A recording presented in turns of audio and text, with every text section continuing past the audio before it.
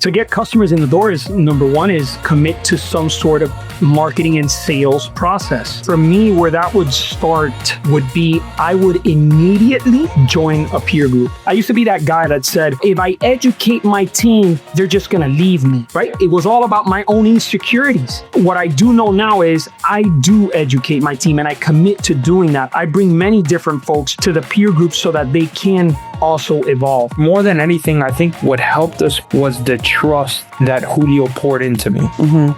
The understanding that he had that he couldn't do it by himself.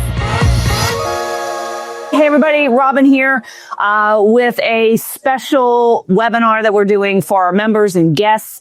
I've got Julio Lopez with me and Frankie Garcia. They are I guess Julio, you're the owner, and Frankie, I guess co-founder, co-owner, marketing manager, right-hand man. I don't know what your title is. Oh, you're muted.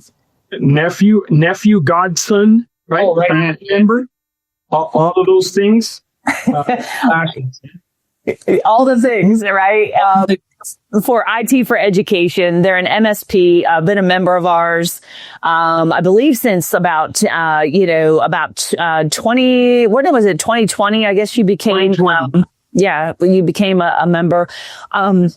And had some just phenomenal growth when he joined our program. Was doing about $517,000 in total revenue.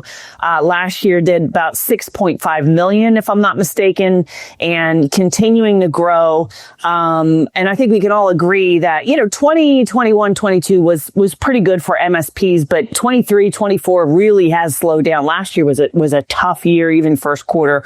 So you guys have done a phenomenal job. And today's webinar is to talk about how you did that. So for those of you who are members, every year we do a contest we call the Better Your Best, and we take our top Producers Club members apply to be in that competition. We pick 5 based on numbers and results. So revenue growth, profitability, number of clients, and then from there, their story. What did they do, to actually generate those results? And we narrow it down to 5.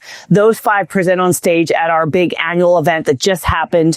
And the audience picks. I mean, we have judges, but really the audience picks. And you guys won by a landslide. People just said that you needed to be our spokesperson and ambassador to the industry. And and everybody up there was great, by the way. Just as a shout out to the other 4 MSPs, they're all phenomenal human beings and great entrepreneurs, and we're super proud of that. But on stage, when you're delivering your presentation, you've got like 12 minutes, and so you're just kind of like zinging through the tops of things. And so what I want to do today is really get into a little more detail of how do you do that? Because it's not just marketing and sales, it's operational growth. It's a whole bunch of things that have to go into growing like that. So that's what today is about. I will put Debbie is in the background. She is my co-pilot here. And if you are an MSP and you're not a member of ours, but you have the honest ambition to grow, that, you do a good job for your customers. You care about them, but you're struggling because you're only getting referrals, or you've tried a bunch of marketing things in the past, maybe SEO and pay-per-click or hiring a telemarketing firm. It's just like you can't seem to get traction. You can't seem to land on anything consistent to grow. If you're interested and you can't stay to the end, you can go to itmarketingplan.com/growth. And on that page, you can sign up for a one-on-one consultation and look at some of the programs that we have that help our members to actually implement a marketing plan. So just want to put that out there to get started. So I guess, Julio, why don't you start? Because there's some people who know your story real well, and we'll post your story with this recording. But give us a little thumbnail of how you got started in the business and what you guys are today and what you do today. Yep. So, Julio Lopez, IT for Education, as Robin said. It wasn't always IT for Education. When we started, it was 2002. And the company name was NetaCorp at the time. And at that time, it was me, right? Like a lot of us start. Just me being an engineer, hiring help when I could, when I needed it, and serving anybody who was willing to pay me. That really was it. We served, education was always part of that. But we also served logistics. Like there's a big logistics area in South Florida, different areas that specifically do transportation and logistics, hotels, real estate. I mean, and the list goes on. And I think that what I would say about back then is really I loved doing what I did, meaning doing tech and serving people, that customer service end of the tech, but I didn't know anything. I didn't know crap about business. I just did not know it, right? I was 26 years old, turning 27 when I started the business, or I like to say that it started me because I really didn't have any plans of starting a business. I thought, hey, I'll work into my 30s, learn the ropes from some other folks, and then start a business. But as I say, God has he had other plans, right? Yeah, I know. Isn't that funny? Like, there's a Yiddish saying. So Debbie's in the background. She can confirm this, that it translated into English says, man plans and God laughs, right? You know what I mean? Because we think we have our plan and it's like, yeah, it ain't gonna happen. So, very cool. So it took 18 years. You started in 2002 and it took you about 18 years to get 517,000, right? In revenue. Yeah. So it kind of went up and down, right? Like the top year at that time, and it was all by chance. It wasn't that I was doing anything on purpose to grow my business. It would just, I would get these big projects, right? People liked what I was doing. I think the highest that I finished was about 800,000. But I'd come back down, right? I didn't have anything to sustainably grow. And then what ended up happening is that in 2017, 2018, I got lucky enough to be part of a program called Goldman Sachs 10,000 Small Businesses. And that kind of gave me some material that was kind of MBA-ish. And that's where IT for EDU was born. I went through the process and exercise of Simon Sinek, Start With Why. And I kind of said, man, I really love this space. And I remember a colleague of mine in the program, he was in the same cohort, an attorney, and he said, Julio, the riches are in the niches, right? And I had probably heard that 100 times before, but that time I heard it the way I needed to hear it. And that's the decision that I made. And right, the rest is history as far as for IT for education. So you started, when was that? It was about how many? One is 2017, 2018. And then I'm one of those folks, Robin, that bought your toolkit, right? Yeah. The toolkit, right? It was in the CVD, DVD version, right? With the materials and all of that. And I loved the material. I said, man, I need to do this. But then it was all right going through me. So I take it off the shelf, put it back on the shelf, take it off the shelf, right? And it would never get done. And it's funny because like I had one guy, back in the day when we sold it in the CDs, and because I mean there wasn't online portals like there are today, right? So we sold it and the guy wrote back, he returned it. He says, I got to return this. I want my money back because it's sitting on the shelf. I'm not implementing it. And every time I look at it, I feel guilty. So I want it out of my office. I thought that was funny. I'm like, it's like voodoo staring at him. It's like it's calling me out. It's calling me out. Yeah. Mark Twain has a great quote. It's like, there's nothing worse in the world than a good example. You know what I mean? It just irritates us. So we don't want that. But, Okay. So let me unpack a couple things there. Picking a niche to how did you implement, because you had the toolkit and you weren't implementing. So there's a couple things, but and I'm going to cover it all because I know some of you watching this are just getting started. I mean, we were looking at the questions. We got a ton of questions and some of it was like, hey, I'm a one-man band and I'm just getting started and what do I do? And then there's others that are watching this who might be sitting at like 2 or 3 million right now. And they're trying to get over that hump of 5, 6 million where you guys have gotten over, that valley of death we talk about. So you've already, so I'm going to, just so that those of you watching, we're going to cover all of that. And if you have questions, please put it into the Q&A. But so let me first roll back to when you first got started. You said you weren't doing anything intentional to get customers. But so if you were today, knowing what you know now, if you had to start over, with an MSP, what would be the things that you would do to get customers in the door? To get customers in the door is number one is commit to some sort of marketing and sales process. And for me, where that would start would be I would immediately join a peer group. And the reason I bring that up is because it wasn't until I got exposed to the peer groups, right, and joined TMT that I started to understand the power behind a peer group, right? So everything that I have gone through or everything I will probably go through in the future, somebody in that peer group has already gone through.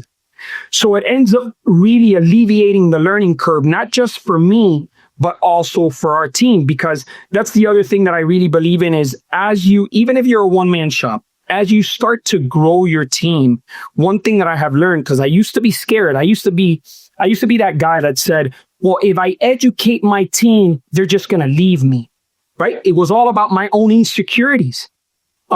So what I do know now is I do educate my team and I commit to doing that. I bring many different folks to the peer group so that they can also evolve. And I think if you commit to that, you start to see the positive effect that it has, right, on your company and on your culture as well. So yeah. I don't know, Frank, do you want to weigh in on that? Do you have any thoughts on that? Yeah. So I'm talking more in the lens, right, of a mentee, right? I look at it. So for those of you that maybe are in this call that could relate, or even owners, right? I would say the biggest thing for me was I agree with Julio in the sense of the peer group, the community, but more than anything, I think what helped us go was the trust that Julio poured into me. Mm-hmm. I think the understanding that he had that he couldn't do it by himself, that he didn't have the time, and he allowed, I guess, one key thing and one thing that I take with me everywhere I go and I try and do with people that are younger than I am, and the feedback that I give them is that, right? Like, I understand I don't know what I don't know. And I learned that from Julio, and I learned that from the many peers that we have. Like, going into those peer groups, I'm in a lot of those calls. So I'm a part of G Squad, and I kind of head that up on behalf of Julio while he is out there selling and doing his thing. And man, even me, not as a business owner, the fact that they welcome me with open arms, they understand that there's things that they could take from me and learn from me. It definitely is empowering to have a peer group.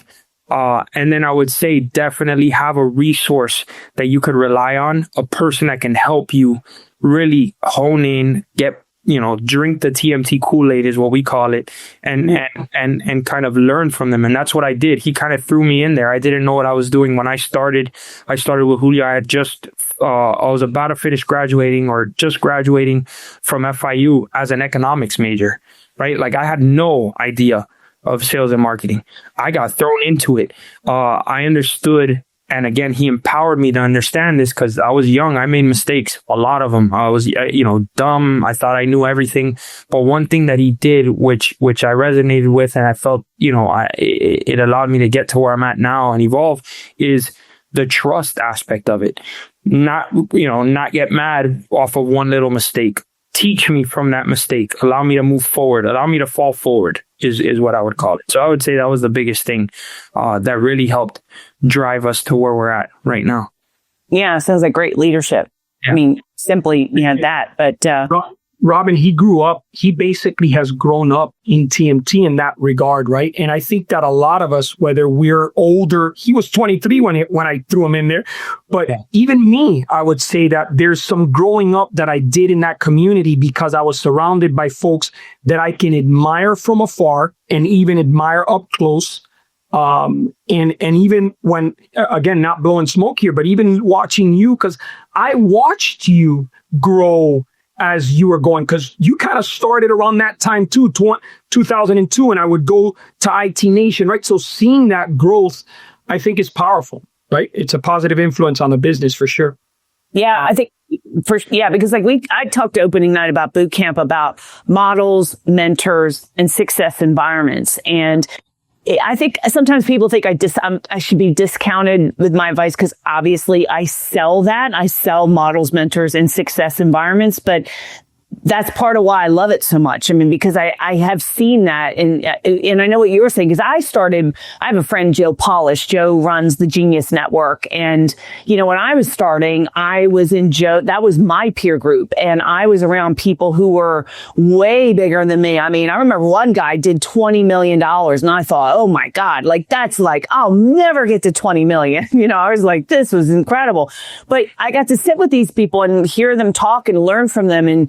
And now look at, now we're double the size of that, and now your peer group kind of evolves a little bit, but I agree 100%. It's a shortcut. And, what I would say, again, to those of you watching, if you're in our membership, you have to lean in and use it, though. You don't just join through osmosis or something. You absorb what's going on. You got to show up to the events, and you got to get out of your comfort zone and talk to people at lunch and breakfast and get on the calls and post on the queue, because you're only going to get out of it what you put into it, right? So, yeah.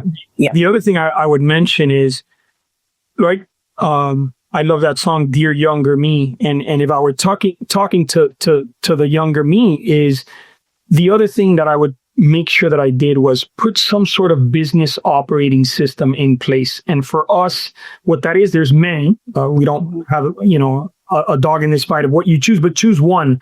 And we use EOS, the Entrepreneurial Operating System. And I know that you know about it. Well, we mention it a lot in our peer group meetings.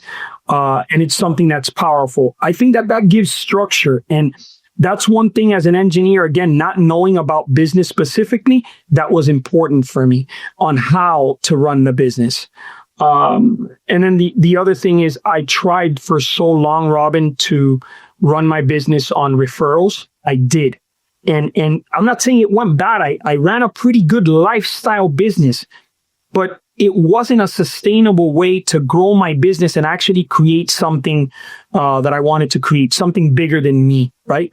Where I wasn't just the lead engineer doing things, where I can have sustainable growth and income so that I can hire people, right? Because that's the revenue that allows us to be able to reinvest into our companies and grow it, hire the right folks, right? That was important for me as well, is making sure that we can put something in place that can help us to have that sustainable growth, which is a marketing and sales system, Yeah. Yeah, we love Gino. I mean, we had Gino Wickman at one of our events. Maybe I should bring him back. I mean, we had a boot camp several years ago. Yeah. So it may have been before you joined, but we did have Gino Wickman speak at our event.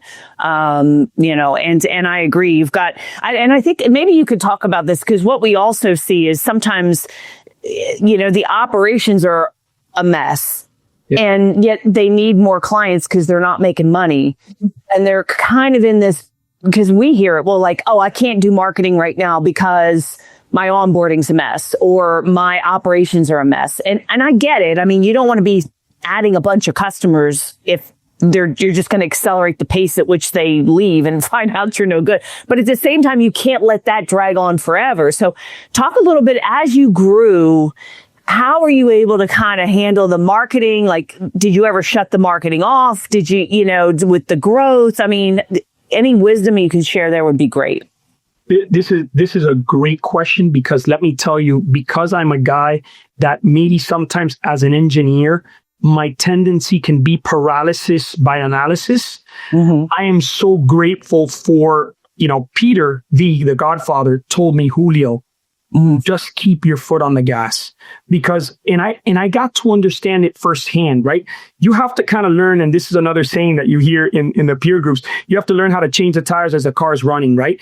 And that's just the truth of it. Of course you have to fix those issues, but what happens when you're doing sales and you're bringing on new business is that there is that, I guess you would call it maybe a forgiveness to those mistakes, because you continue to grow. You have revenue to continue to maybe hire the right folks to help you fix those issues. If you stop the marketing and sales, that right there then stops, right, the influx of new revenue. And then maybe if you're losing clients because your operation is suffering, then now you have two problems. Now you have to go out and sell and market and sell again, and you still have bad operations, right? I think that you have to understand that it's a living, breathing thing, your business is, and you have to learn how to fix these issues as you continue on growing. Yeah. Yeah. I think, I have a saying that some things you just have to let certain things burn. Yeah. And this has been hard for me because, like, I was talking to my friend John Ratliff. John, we've had him at our events. He helps people with, exiting their business. We've had him speak. He actually ran Vern Harnish's coaching business. That's how I got to know him, like through Vern Harnish, Rockefeller Habits, which is kind of a derivative of EOS is a derivative of that. And John said something the other day. He's like, you can't walk past a problem, can you? Right? Meaning like, I see something that needs to be fixed and I'm like, oh, I got to fix it right now. And I think as you grow your business, there's a maturity. Maybe you can talk about like what this is for you. Yeah. But there's certain things I'm like, okay, it's just not going to be great for a while because these are the priorities and we got to get this fixed. These other things over here, they're just going to burn a little bit. It's not great. Our response time is not great. Our, billing process needs to be resolved. I don't know, whatever it is, things that would bug you. But then you just say, look, I got to prioritize and get these things done. I got to get the revenue in, the profitability up. Talk a little bit about that. Is that kind of your philosophy too? Some things just have to burn and. Absolutely. Yeah. Absolutely. I'll tell you a true story. And Frankie might get a chuckle out of this. At least we can laugh about it now. Back then, I could tell you I wasn't laughing about it. But in 2023, I think we finished at about 3.9 million. We had grown from 2.4 million to 3.9 million that year. And I was doing exactly what you're saying. I was burning the candle at both ends. I was trying to fix everything. And my obsession was making sure that along this growth, I wasn't losing existing clients, right? Mm-hmm. And August of 2023, I had just come back from a vacation with my wife. And I was in a meeting and it literally felt, Robin, like it was one of those things out of a movie. I was having a panic attack and I didn't even know I was having a panic attack. And I ended up in the hospital. And I share this because there's nothing like pain to be a great motivator. And what I started to learn from that experience is that I really needed to learn to trust my team, to really delegate and let things go. And that was the beginning of me. I mean, I had people in place, but mentally and emotionally, I was still running like the four-person shop from an emotional and I really wasn't letting go of these things fully. Because I went through that experience, it really taught me the valuable lesson that I need to allow for people to do their jobs and then they're going to make mistakes just like I would. And then, right, we coach them up and we continue moving forward. But that process for me of trusting folks, and maybe that's why Frankie mentioned it earlier, but of trusting folks and allowing them to do their jobs is important, right? Mm-hmm. Especially for small business owners who are growing from a one-man shop or one-woman shop to be able to let go because it's tough sometimes for us, right? Yeah, I hear you. Yeah. All right. Well, let me ask you, let's get into some marketing. I want to ask you about campaigns and strategy, but let's talk about a big issue for a lot of people, and that is picking a niche or a vertical. And in our program, one of the things we start with is you have to identify who is the customer that you want. And I love vertical niching. I love niching service because it's an easy way to differentiate. It gives you price flexibility. I think it makes marketing, finding JV partners easier. I think it allows you to go deep with those customers. So you're not just delivering like a surface level. You can actually really understand their business and kind of expand more in the services area. I know that's not always viable for everybody. Somebody might be in a small town where there's like 2 schools, or there's like, like 1 library and 3 dentists. And that's like, so I get that. But so talk a little bit about, like you chose the riches in the niches. So you said, I'm doing IT K through 12. Yeah. What have been some of the upsides of that? And what have been some of the downsides of that?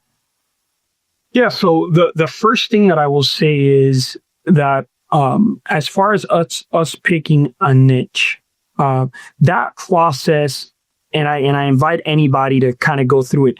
I feel like when something becomes a passion for you, that you're serving a particular space, it becomes a passion for you.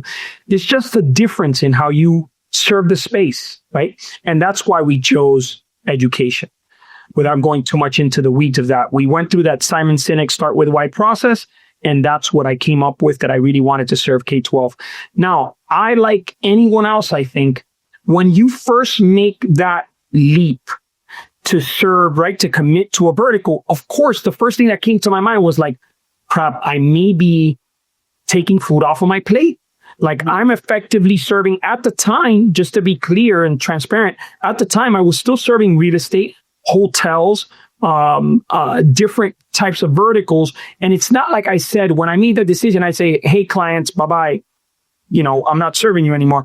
It was a bit of a process for us. But today, I only have 2 clients outside of K-12 that have been with me, because what we did was, as we made that commitment, that conversation, and that's the other thing that I'll add here is, when you make that commitment to a vertical, and I think you know this as well for yourself, Robin, the conversation becomes a deeper conversation. Is not, right? Like, when I was serving, one day I would meet with a school, another day I met with a hotel, another day I met with a real estate company.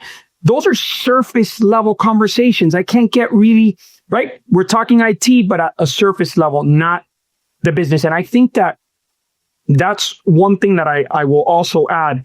Today, 2025, if you are an MSP that is going to sit with a prospect and you can't intelligently speak about how IT, the way you do IT, can have a positive effect on their specific business, you're going to lose against competitors. That's really how I feel about it, right?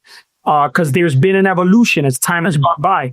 And that's what we feel we do well. And that came through making the commitment. Just by making the commitment, the conversation started to change. We started to understand their specific jargon. We started to understand maybe some of the events that they show up at, right? So now you're doing things more specific and you're kind of following what they do. You have a deeper understanding of what their decision makers, what their pains are, right? These are all very important things, as you know, as you always talk about, to be able to convert these to clients, to speak their language, right? Yeah. It was important for us. And you, like you just mentioned, like you were talking before we went live about, right now is go time for you because schools run on a July to June calendar, right? And then they've got summer projects. So being in a vertical, you also know when the marketing needs to ramp up. When do you pull back? You're able to find maybe funding that can help support some initiatives for them. You can find strategic partners. So I don't want to discourage anybody watching this who's saying, look, I'm in a small town and I can't pick a niche or a vertical. Like I said, there's pros and cons. Like one of the downsides, is once you saturate that market, you got to go, okay, to grow, what's going to be our next plan? That's why we started adding on sponsorship in the magazine and selling map and websites and stuff. So you got to find these other divisions to go deeper, or you got to find another vertical, or you got to expand geographically, or all the above. So, I guess these are all things you're thinking about too, I'm sure. Yeah, there's part of it. I mean, for us, right now, the growth is we have enough meat on the bone in Florida to continue to grow substantially, right? Mm-hmm. We started with private and independent, but we have started a bit more into the charter school market, and that is a growth area for us. And then the plan is, and it was always this way, and you can maybe tell it by the branding side of it, is to be a national, right? The number one IT managed service provider for K-12 in the nation. That really has always been the big, hairy, audacious goal. That is it.